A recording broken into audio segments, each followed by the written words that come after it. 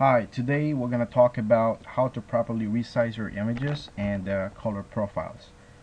So let's go on to opening Adobe Bridge. I suppose you have a CR2 file with you, which is a RAW file from your camera. Bear in mind that when you're shooting a RAW files doesn't contain any color profiles. Even though you set your camera to Adobe RGB or sRGB, it doesn't matter because you're shooting RAW. It doesn't tag the color profile from your camera. Only the JPEG files does that. So when you're shooting RAW, you don't have any white balance, so it's okay. Even though you shoot automatic white balance, it doesn't really have any color details as well. So even though you bump up your reds, bump up your blue, it doesn't matter. You can change them later on in camera RAW. Adobe has set its Adobe Bridge into 8-bit, which is I don't know, for some reason, because you're shooting on 14-bit. Most of the cameras that we have are 14-bit. So when you open them in camera raw and then you have your setting to Adobe Bridge to 8-bit and then migrate it to Photoshop, what will happen is you're losing a lot of details on it. So anyways, click your raw file and then click your camera raw, and then you see the setting below, and this setting below will enable you to change the settings of your camera raw.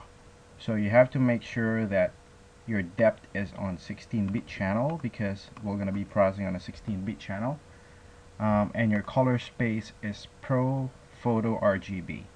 Now Pro Photo RGB has the widest gamut color of all of the color profiles or the color spaces that you're seeing in here.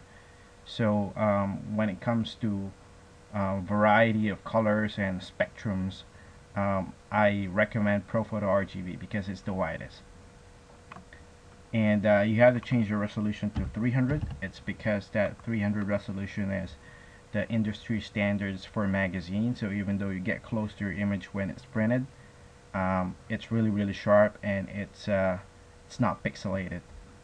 And I normally change the sharpen for matte paper, because we always choose matte when we're creating albums and we're printing on some postcards. We use matte materials.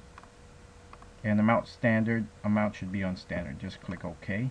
I'm not gonna do any tweaking on this. Maybe just change the white balance to auto, and maybe a little bit of exposure in there to brighten up the image.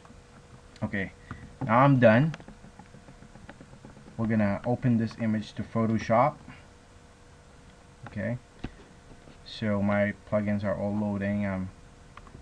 Close this one to make my computer more faster, because I'm using a very old computer. Okay, so there you go. Okay, let's just suppose that you're already done photoshopping or retouching your images and everything.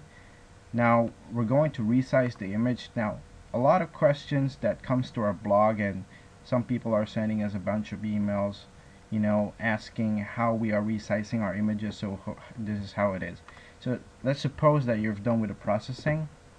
Okay, you click on image and then you go to image size. Okay, but before you do that, before you resize, you want to make sure that you have the correct color profile.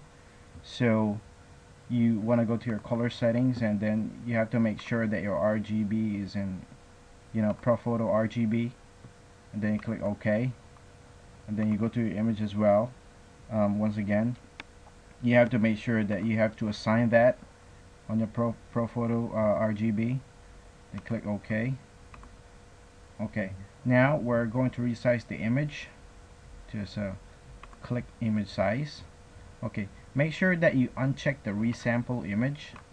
It's because that when you click the resample image and then you change your printing size, the pixels are changing as well, and we don't want the pixel to change. If you lower down your printing size, or maybe you lower it down to whatever measurement that you want on your print, the pixel dimensions, the height of the pixels are decreasing as well, and we don't want our pixels to decrease. Is because that they contain information. So just unclick the resample image. Let's say you're going to be printing this on 6x4 okay, then click the resample again, then click OK. Alright, now you're done with the printing.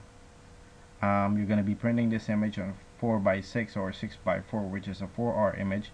The other resizing technique that I'm going to show you today is how to resize your photo for web. Okay, so again, click your image size, uncheck the resample image, make sure that it's 300 or maybe 120. It doesn't matter because you're posting it online. Click the resample image as well. Choose the greater size, whether it is width or height. I suppose this one is height, so we got to change that to 800. Then click OK. Okay. Now we are ready to save this. You don't need to save it as save as. It's because that the JPEG will not gonna be showing in here. It's because that you are editing on a 16-bit 16-bit image, and when you save as, the JPEG will not gonna show in here. So what I recommend to do is you save for web and device. Okay, so make sure that you embed your color profile in there. Take off the meta tags, or maybe you want to create your own meta tags or whatever, and then you just click save.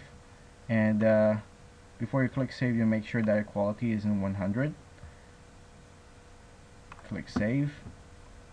Just save it to your desktop, and voila. Let me close this one. Close this. That's your image. Okay. Thank you. For more information, just log on to www.purpleglassstudio.com. Send us an email, info@purpleglassstudio.com, regarding this tutorial. We're going to be posting a lot of tutorials from here now on. And thank you guys for your support. Ciao.